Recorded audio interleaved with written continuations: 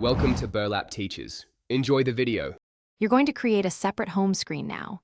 First, make sure your device or launcher supports extra pages or a second space, then install a trusted launcher if needed. Open the launcher settings and add a new home page or enable the secondary profile. Once done, pick the core 6-12 apps and 1 or 2 widgets you'll place there so the layout stays focused and fast to access. This prevents clutter and speeds navigation from the start. Now organize the new screen with intention.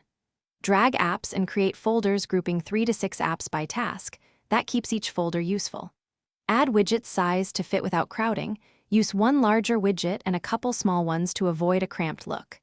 Next, set a distinct wallpaper and, if the launcher supports it, an icon pack for quick visual separation so you always know which screen you're on. Make sure to test swipe or gesture shortcuts. Finish by testing everything. Swipe, gesture, or shortcut transitions between screens and open each app to confirm behavior.